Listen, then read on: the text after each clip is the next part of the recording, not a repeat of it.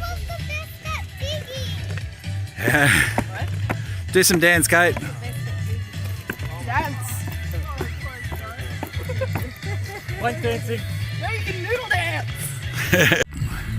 Okay, we did a solid layer of rock on the bottom, and now we're just sort of we put some dirt on, and now we're going through and just putting another layer of rock on. So we're doing like a lasagna, a dirt and rock lasagna. Do you want the edges vertical? Yeah, as much as possible. The temptation as we go up will be to pile them inwards a little bit. We Yeah, need to make sure we're going straight hang. yeah.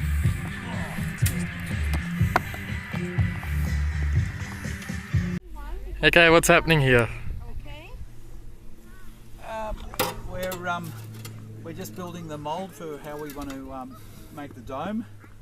So we're using sand, which we're wetting a little bit, so that we can sculpt it to shape. And so once we've got it all in place, then we'll be able to mix up the shire cast, which is like the interior lining. It's a high temperature cement product, and so we'll put that over the top of this. We'll put some sand, some plastic over this first, and then we'll do that. So we're getting closer. Yeah. Oh, what are you doing here, darling? Okay, take a couple of photos.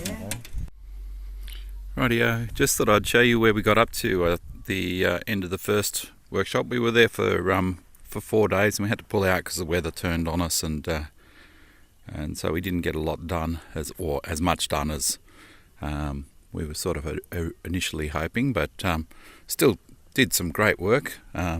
Collected lots of rocks. You can see here that we've set up for the foundation of the mud brick wall with the rocks. So we've got the plastic there as a moisture-proof barrier to stop the water from wicking up through the soil. And so we've got the moisture-proof barrier, and then we've got the layer of rocks. And what we're going to do is we're going to put a layer of cob on top of those rocks, all the way across, and get a nice level base. You can see that there's still some areas. This little area here is still a little bit low, and we've got to go through do the cob layer on top of that. But before I get onto that, I'm going to finish off working on the cob oven. Well, I've got a beautiful day today, so I'll be able to get into that. Just here you can see I've got my light and power circuit coming up out of the ground.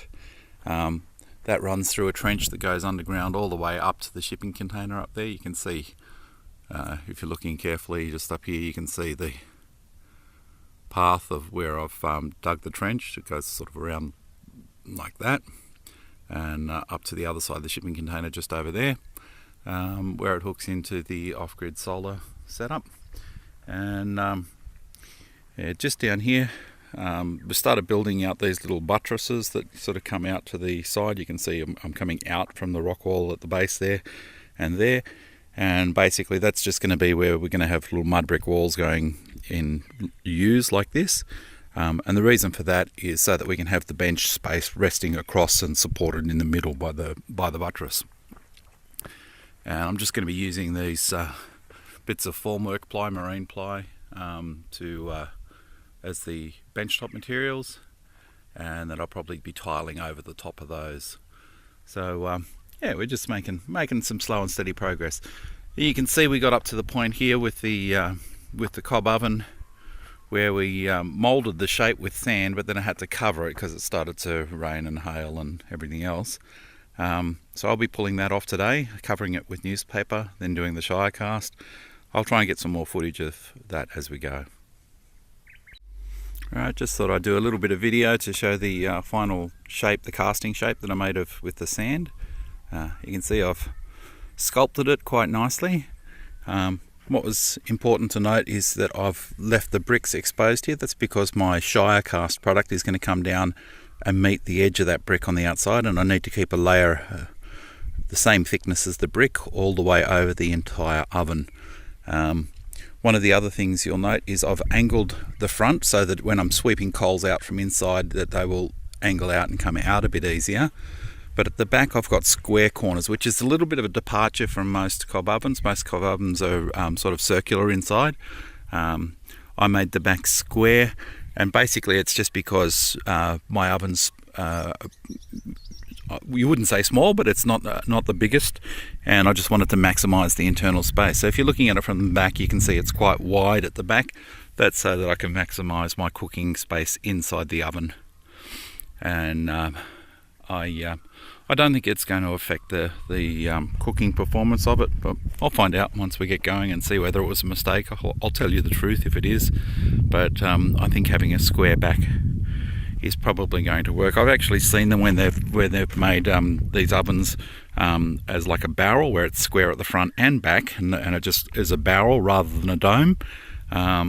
So I don't see why this shouldn't work. This is sort of a combination of a dome and a barrel, except that I am curving the wall in at the back, at the top, as you can see, but the square corner. So anyway, we'll see how we go with that. And at this stage, I'm just using this fire brick to hold the sand in place. So I'll be putting newspaper over the top of this. I'm going to wet it a little bit, put some newspaper over it, and just get the newspaper to come down just to the edge of the paper, so that I can start putting on the shy cast. And here we go. Here we go.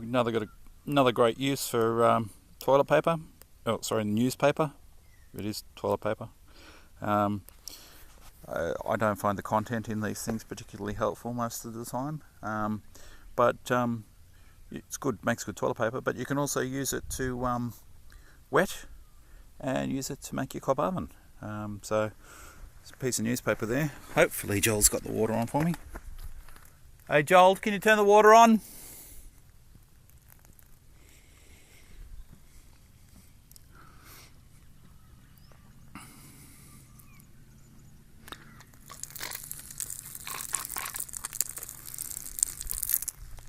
My hose is just not long enough, so this is a very important process.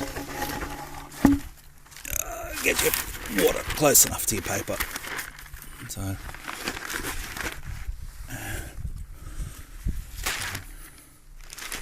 a little bit of a breeze here, that's just enough to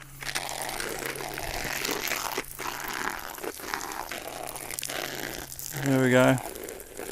Just wetting my paper.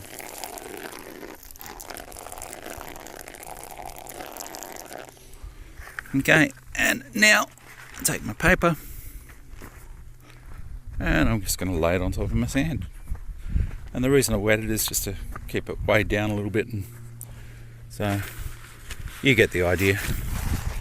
I'm going to do this. It's a little bit hard to film and do this at the same time, so I might get Joel to give me a hand once I actually get a little bit further down the track with doing this. But I'm wetting the paper and putting it on top there like that, just so that it'll stick well to the shape. Alright, so just going through now, you can see what I've been doing here. I've just been wetting it down, just to keep the paper nice and flat. What's important is not necessarily the shape of what's underneath, but the shape of what's on top, because I'm going to be casting on top. So this stuff around the edge here, I'm going to trim this off in a bit. But I'm just going around now, wetting it all down to make sure that I've got a nice surface on the top.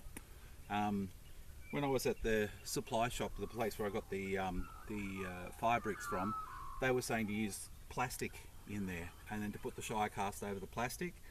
I really don't like that idea, because you could end up with bits of plastics in between your brick, and the last thing I want, I mean, it'll burn out, but the last thing I want is plastic anywhere near where I'm going to be cooking food. And you know, there's some pretty nasty toxins in plastic, so I think it's better off just to use paper, and whatever gets stuck in a crevice or anything like that, if it's paper, it's just going to carbonise and burn away, so it's fine. So you can see there, I've got a pretty nice flat surface there. I've got to come around and do the other side. Just come around the other side, Joel.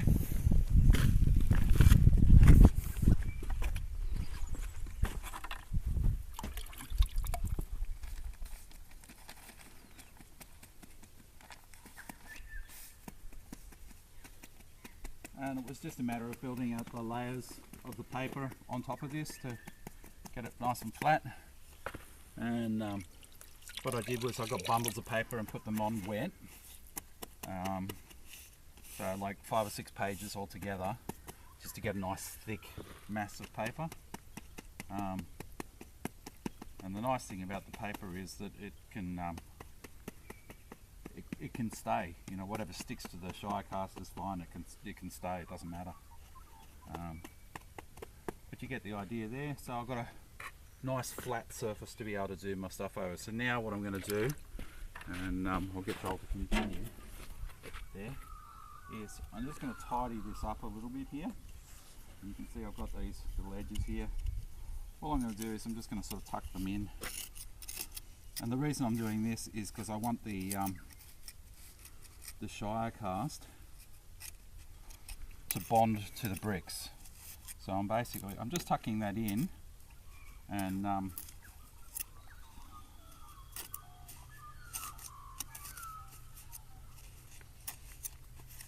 yeah, so you get the idea there. It's basically just tucking it in to make it tidy up against the brickwork. And there's no need for it to be perfect either, but you just do your best you can.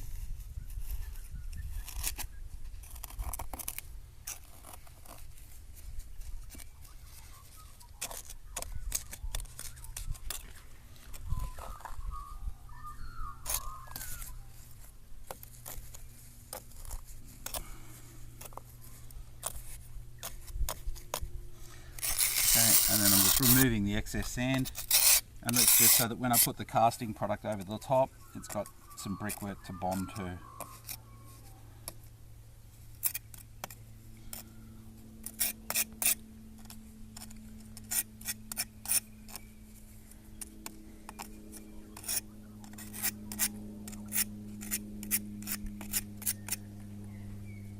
So I'll do that all the way around.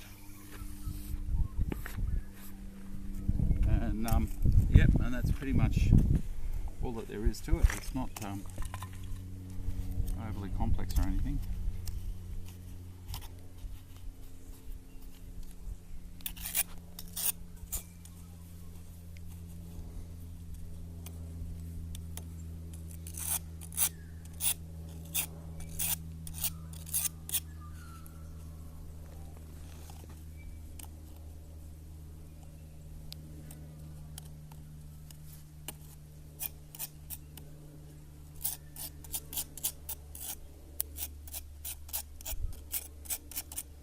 Okay, that's it. Righto, what I'm doing now is I'm mixing up the Shire cast, which is the fireproof cement, or the it's not just fireproof, it actually holds the heat. It works like the fire bricks. And so I mixed it up in the mixer, but just finishing it off with the Larry hoe. You see there, getting it to come through the holes. You don't want it to be too wet, and you don't want it to be too dry. A little bit dry still at the bottom there in parts.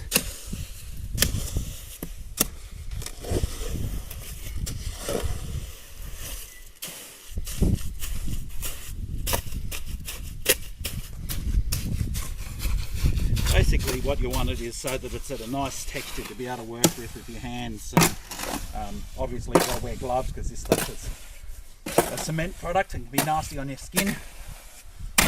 So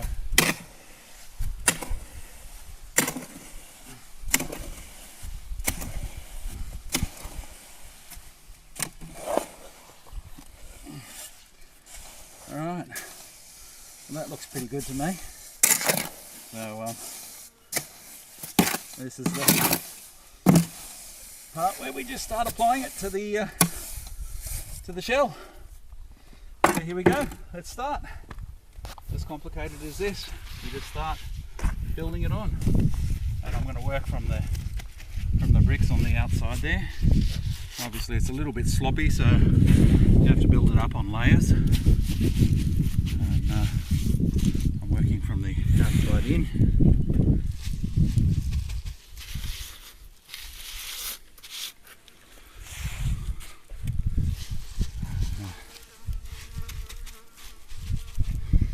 And basically I'm just going to keep on building it up.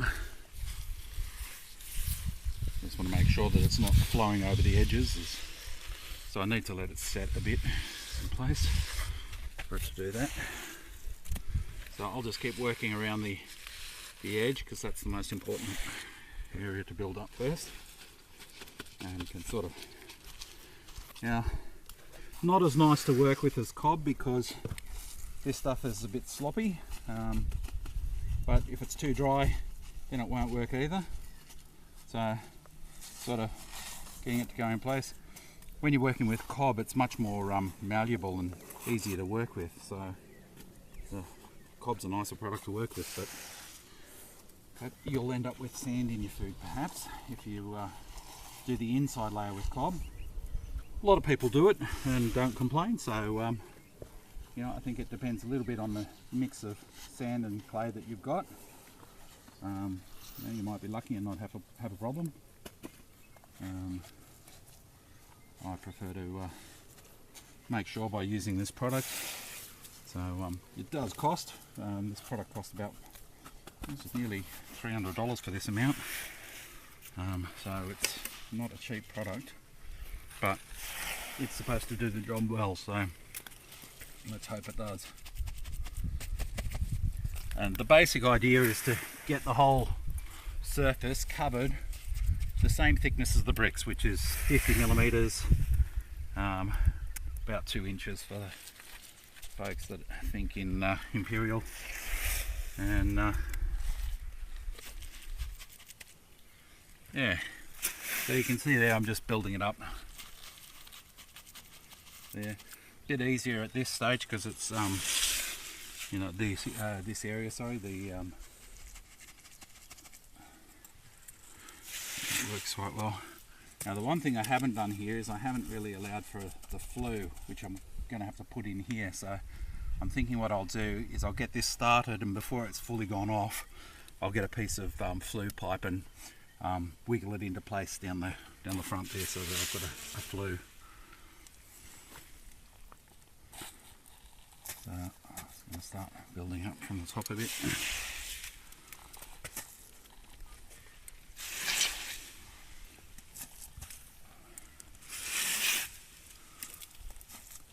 There's probably a really good scientific way to do this that I don't know about. So if anybody's got any better ideas, post it in the comments. But for now, I'm just having fun doing this.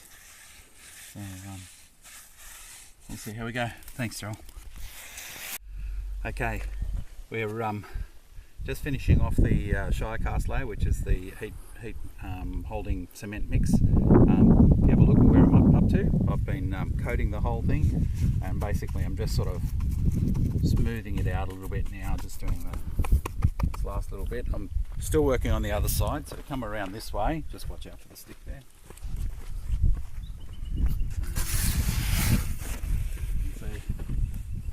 The idea is to try and get a pretty consistent depth of product the whole way across. So pretty much just keep on slopping it on like this and keep on working my way around it. I have to make up another mix in a tick. But, you can see what it looks like. So that layer is probably a little bit on the thin side, so I'm going to have to build that up a little bit more. But oh well.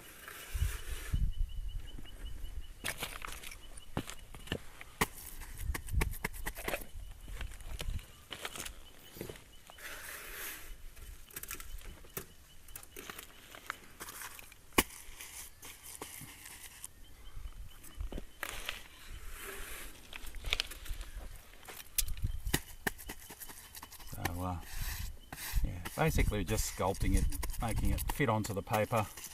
And this is why it was important that the paper is as smooth as possible, because this will end up being the internal surface of the oven, so we want it to be as smooth as possible.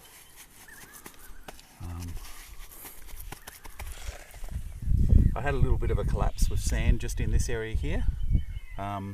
So what I did was I pulled the sand out, repacked it, put the paper back in, and actually put 2 higher bricks. You might notice the bricks have changed here. I put the 2 higher bricks there just to hold it all in place for now. So I'm just going to finish off that entrance area. Do a little bit more on this side.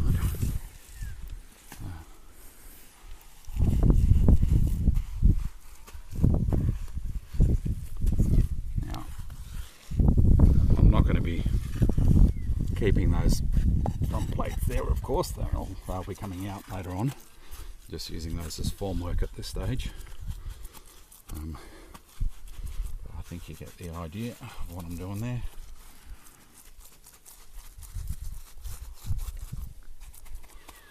Okay, and so I'm just going to build up on this, finish this this area off. I've still got to get some more mix.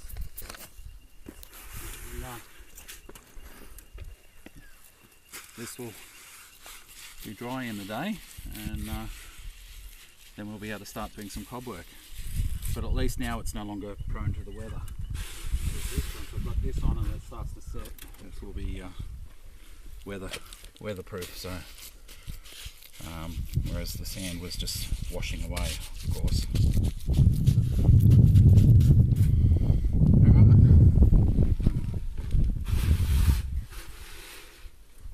Time for another mix.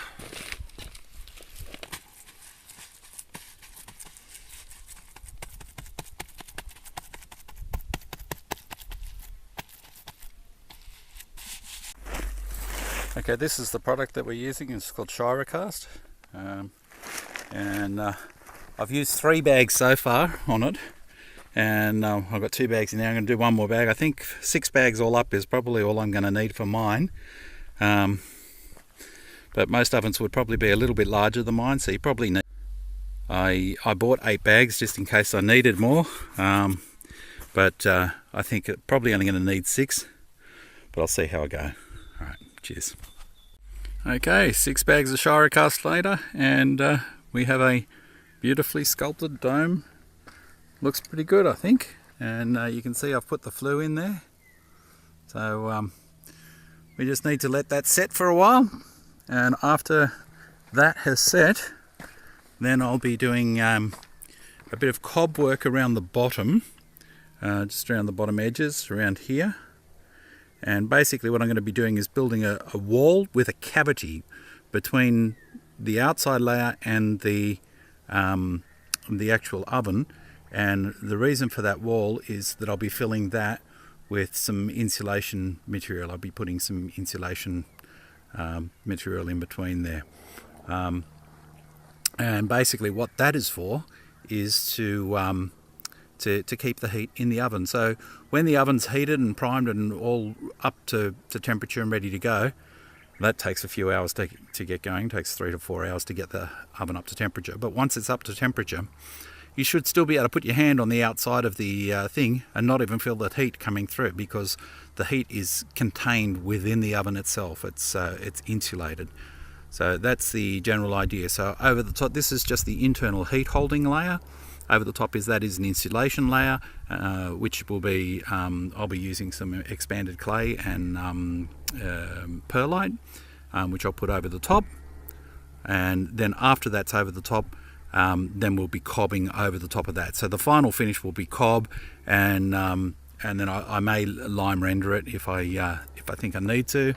It shouldn't be too exposed to weather, because I am planning on putting a roof over all of this at a later point, but we'll see how we go. So that's where we're up to. Okay, what we're doing now is I'm building the layer to hold the insulation layer. So I'm doing some cob work here, and basically what I'm going to do is I'm going to build it so that there's a gap of about between 5 to 10 centimeters, sorry, gap between this and the oven and the brick. And the reason for that is to put down an insulation layer, and that insulation layer is going to be you can use vermiculite or perlite or expanded clay.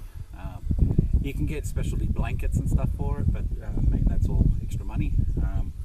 We don't want to spend too much, so I'm just using some discarded perlite and expanded clay that I've got left over from my hydroponic system. So I'm going to use some of that, and yeah, so basically build an insulation layer around this. So at this stage I'm just going to be building a thin layer. All this is just to hold the insulation in place. When I'm finished with that, then I'll go over and do the final cob after that. Okay, that's it. So this, you can see it's drying. It's touch dry now. It's still got a little bit of movement in it, so it'll be ready to go shortly. see I've got the hole there for the flue that I've cut out using the piece of flue pipe, and so we're getting there. So we'll do a bit more footage a bit later on when I've got a bit further around with this and start putting the insulation in. Okay. Okay, here we go. We're going mixing up the mix. This is the mix that we're going to be putting on top of the oven, and this is the ratio we're going with: 1 clay to 2 sand, and some straw. And you can see Gary's here is helping it to mix through. The sand tends to stick to the bottom of the drum a little bit as we're mixing, so we just have to keep working on it. Might put a bit more water into that, Gary. I'm just going to grab a bit of video here while we do this. Now, from the first workshop, we had almost 60 mud bricks that we'd made, and here's the last few that we've got out drying. And the girls were fantastic, stomping the cob and making these moulds, and this is the progress that we've made so far. Have a look over here at what we've got. So we've started laying the mud bricks, and they're looking special. They're looking really beautiful. It's coming up fantastic. Working with Gary's been an absolute treat. He's just, with him and I, we're getting through so much work. It's been fantastic, just very productive. Okay, and the goal for today is we're going to make a stack more mud bricks. Just Gary and I will make more mud bricks, but the first job for the day is to finish off the cob oven. So you can see I ran out of the expanded clay, which is these little ball things here, these little ball ones. So what I've done is I bought some scoria and some perlite. So basically just something that's going to maintain some air gap for insulation. So we're making up this cob mix that we're going to use now to put the final layer over the top of the oven, and just to finish off the oven. And that will be fantastic. So we should get through that today, and do that and make a few more mud bricks. And just at this point here, we've got the power coming up on the outside of the wall. I've got a couple of benders, so I'm going to bend it up through and come through the wall at about this sort of height there. So power points on the wall at this height on the inside, which will be perfect. So yeah, that's where we're up to.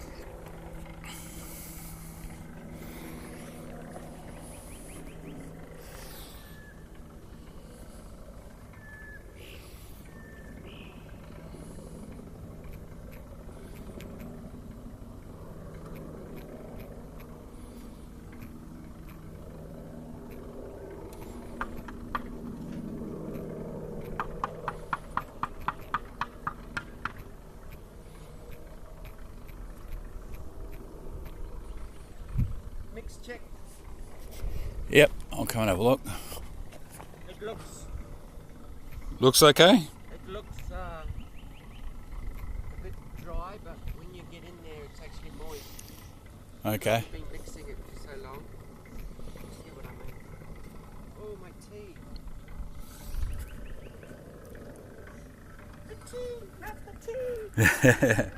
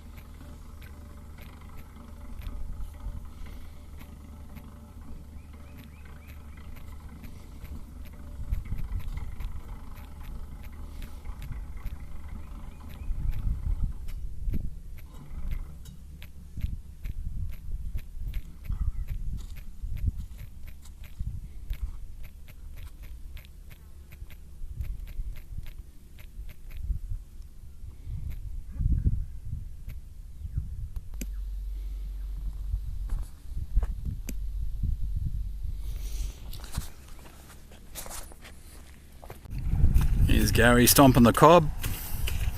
Doing a good job there, mate.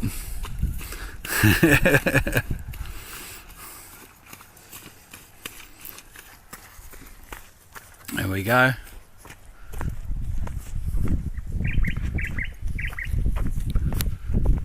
And come over here, see where we're up to.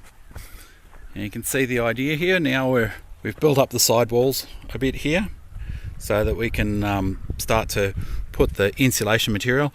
I ran out of the expanded clay, so I got some scoria instead. This is going to maintain some airspace, so it'll give a little bit of insulation. It's also fairly rigid, holds its shape well, so it's going to be quite good for this job. So doing the scoria, which will cover the whole thing to a thickness of about 50 mil, 2 inches, all the way over. And then over the top of that, we're putting cob over the top of that. And so we're just mixing up the cob at the moment for this.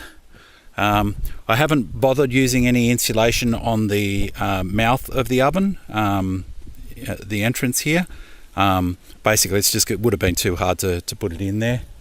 And so we've gone on like that. You can see I've got the flue back in again. And same thing around on this side. Basically just building up the level so that we can maintain this thickness of insulation material all the way around is the idea. So, but going well, and a bit later on today we might start doing a little bit of mud brick work along here. Still got a few bricks there, we can do a little bit along here, and we'll make up some more bricks. But you can see what's been going on. Been doing a good job and having a good time. Okay, so we've got this side pretty much covered. You can see there. And we're just going around this side. And you can see there that we're just filling this in now, just cobbing up that last bit there. And then we'll put a bit of perlite underneath that, just to get a bit more thickness in the insulation layer, but almost closing the dome. Here's some mud bricks that Gary and I have just made. We made 18 mud bricks with one load of cob. It was a monster load. So basically we had, let me think, would have been 4, 5, 6 buckets of dirt, 3 buckets of sand and 3 buckets of clay, and then a whole heap of straw went into this. So we got that done. Made a little bit further progress on the oven, so I'll take you over and show you that. And you can see here I've put the corners on the electrical pipes as well, so that can come up and go through the wall. So once we've built up this wall along here with the mud bricks up to that height, put those through the wall. And you can see we've got the cob oven now is completely covered, so we're just letting that set hard. We had to put this formwork board at the back because it was tending to get a bit sloppy at the back and was trying to fall. And a bit later on I'm going to stack up some more rocks at the back there just to give it a bit more support at the back as well. So we could probably take those boards away now, but I'm inclined to just let the cob set a bit more, get a bit stronger. So you can see there the whole oven's been done. And there's the top. And we've started working our way a little bit around the front here. We've started working on the cob wall on this side, so you can see that we've come across there, starting to work our way back across, so we'll finish off that side later on once we've got more bricks. But we're getting there, so that's the state of the kitchen so far. Good solid progress.